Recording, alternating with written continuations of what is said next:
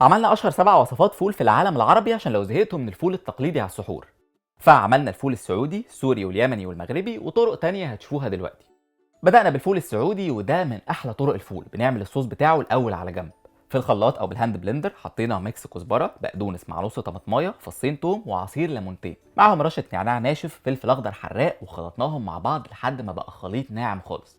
بعد كده حطينا الفول على النار عشان يسخن وبدأنا نهرسه عشان الفول في الطريقة دي لازم يبقى ناعم قوي. واول ما وصلنا للشكل المطلوب حطينا له رشة ملح وكمون بعدين حطينا معلقتين كبار طحينة. وهنا جه وقت الخليط اللي عملناه في الاول. حطيناه على الفول بعدين زودنا شوية طماطم متقطعة في النص وبعدين ضفنا مكون مهم واساسي جدا وهو السمنة السخنة. لو عايزين تبدلوها بالزيت فالفرق مش هيبقى كبير قوي. طبعا الصورة بتتكلم عن نفسها. شكله فظيع طعمه كمان حلو جدا جدا. من احلى الطرق اللي ممكن تاكلوا بيها الفول. يعني الميكس بين التوم والكزبره والبقدونس كان مديله طعم مختلف فعلا ما يتزهقش منه.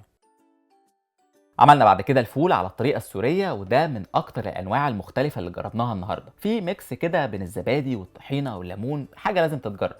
حطينا الفول على النار عشان يغلي كويس وفي طبق على جنب بدأنا نعمل الخلطة. جبنا نص كوباية طحينة عليها علبة زبادي ونزلنا على الخليط بمية بالتدريج لحد ما بقى قوامه مظبوط اللي هو بالشكل اللي انتوا شايفينه ده، مش خفيف ولا تقيل. بعد كده جبنا الهون حطينا فصين توم مع معلقة صغيرة ملح وهرسناهم مع بعض عشان قوامهم لازم يبقى ناعم قوي. ونزلنا عليهم كمان ب3 معالق عصير ليمون. قلبناهم تاني كويس، حطيناهم على خليط الطحينه والزبادي اللي كنا عملناه من شويه وقلبنا كل حاجه مع بعض. ولما اتاكدنا ان الملح مظبوط نزلنا بيه على الفول اللي كنا سايبينه على النار يغلي. قلبنا الفول مع الخلطه بس خلينا شويه على جنب عشان نزين بيهم الطبق في الاخر. وحطينا كمان شويه طماطم متقطعه وبقدونس، في ناس كمان بتحب تحط عليه رمان، انت وذوقك. وعشان الطعم يظبط حطينا كمان رشه كمون وشطه زائد المكون الاساسي وهو كميه كبيره شويه من زيت الزيتون. بصراحه كنا مستغربين الطبق في الاول بس لما جربناه طلع حلو جدا.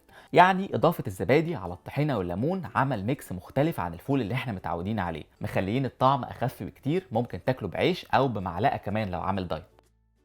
دخلنا بعد كده على الفول اللبناني. ده بقى التويستايه فيه انهم بيعملوا ميكس بين الفول والحمص فبيطلع طعم اخف في نفس الوقت صحي اكتر ومليان الياف. بدأنا نعمله، حطينا فول وحمص على النار هرسناهم كويس جدا. بعدين جبنا الهون حطينا فيه 6 فصوص توم مع فلفل حراق، معلقه صغيره ملح، معاهم كمان معلقه صغيره كمون و3 معالق كبار عصير ليمون. فرمنا كل الحاجات دي مع بعض كويس وبعدين خدنا الخليط حطيناه على الفول وقلبناه معاه. وفي طبق التقديم زودنا باقي الخليط في النص، زينا الطبق بطماطم متقطعه وشويه حمص كمان. واخر مكون واهم مكون فيهم هو زيت الزيتون. لازم تحط شويه حلوين كده من فوق زي ما عملنا عشان بيغير الطعم خالص، مع رشه البقدونس اللي فوق دي. وكده الطبق بقى جاهز. طبعا ريحته كانت مميزه جدا، طعمه خفيف، التوابل اللي فيه مش كتيره قوي مظبوطه، طعم الفول باين جدا. لاحظنا برضو ان الحمص مع زيت الزيتون مغيرين الطعم خالص للاحسن.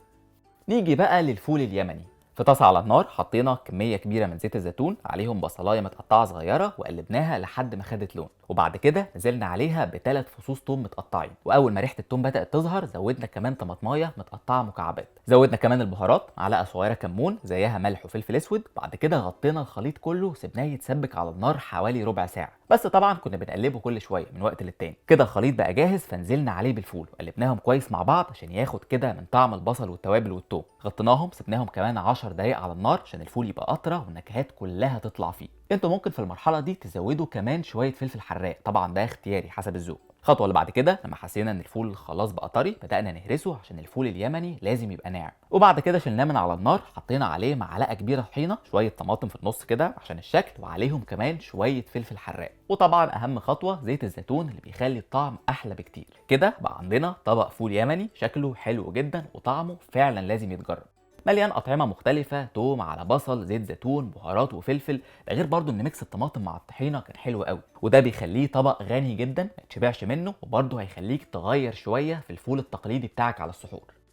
وطبعا ما كانش ينفع نعمل الفيديو ده من غير طبق فول مميز جدا، الفول المغربي او المشرمل. وعشان لقينا خطواته كتير شويه محتاجه وقت فقلنا نختصرها عليكم ونسهل الموضوع. المفروض في الطريقه الاصليه ان الفول بيتدمس مع التوابل عشان ياخد من طعمه، فاحنا دخلنا على طول بفول مدمس. في طاسه على النار حطينا حبايتين طماطم مبشورين، عليهم فصين توم، معلقتين كبار صلصه، وزودنا كمان شويه كزبره بقدونس ونص فلفله متقطعه وكميه كبيره من زيت الزيتون. قلبنا كل المكونات دي مع بعض وبعدين حطينا التوابل بتاعتنا، معلقه صغيره شطه قدهم ملح، كزبره ناشفه وكمون، وقلبناهم كويس. وبعدين خففنا الصوص بشويه ميه. الخطوه اللي بعد كده نغطي الخليط ده ونسيبه على النار عشان يتسبك. وبعد حوالي ربع ساعه من الغليان على نار متوسطه طبعا نزلنا عليه بالفول، اتاكدنا كويس ان الصوص مغطيه زي ما انتم شايفين كده. سيبناهم بقى مع نفسهم ياخدوا غلوه كده 10 دقايق ولا حاجه، بس في نص المده فتحنا عليهم وحطينا فلفل حراق وفلفل رومي عشان بيفرقوا في الطعم قوي. وبعد ما خلص الغلوه بتاعته سبك كويس جدا، بقى طبق الفول المغربي بتاعنا جاهز. خلينا نقول لكم ان اهم حاجتين في الوصفه دي هي ان حبوب الفول تبقى سليمه ماسكه نفسها، وان الصوص يكون مغطيه كويس. ده كان شكله في الاخر. زينا الطبق برده بقدونس ورشه زيت زيتون. اما بالنسبه للطعم فكان غني جدا، مليان توابل وميكس بين حاجات كتير قوي مش متعودين عليها غير في وصفات الغداء مش السحور.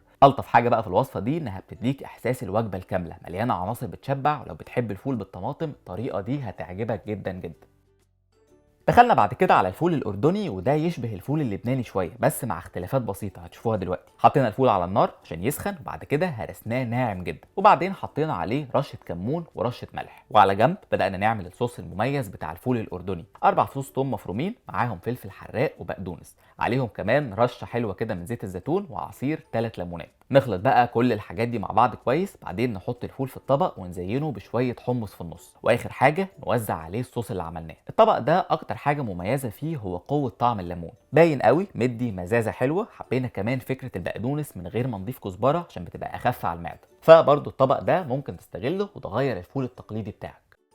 وطبعا ما كانش ينفع نعدي الفيديو ده من غير وصفه الفول المصري الاصيل. بما ان في طرق كتير قوي بنعمل بيها الفول في مصر، فقررنا نعمل وصفه بيزك شويه بس فيها كام تركايه كده خليته شبه الفول الاسكندراني. في طاسه على النار فيها زيت زيتون، حطينا بصل متقطع، اول ما دبل نزلنا عليه بفصين توم مفرومين وقلبناهم مع بعض لحد ما خدوا اللون الذهبي الحلو ده. بعد كده نزلنا عليهم بشويه خل صغيرين جدا، وعليهم مكعبات طماطم ورشه بقدونس فريش. الخطوه اللي بعد كده نزلنا عليهم بالفول وهرسناه كده نص هرسه، بعدين حطينا عليه طحينه وزودنا البهارات الاساسيه للفول، رشه فلفل اسود على ملح على كمون على شطه، سيبناهم يتسبكوا مع بعض على النار، وبكده بقى طبق الفول المصري بتاعنا جاهز. قدمناه مع بقدونس رشه طحينه وزيت زيتون، وطبعا طعمه كان فظيع حلو قوي سهل ما فيهوش خطوات كتير، الطحينه مع البقدونس مع الطماطم عاملين طعم حلو قوي.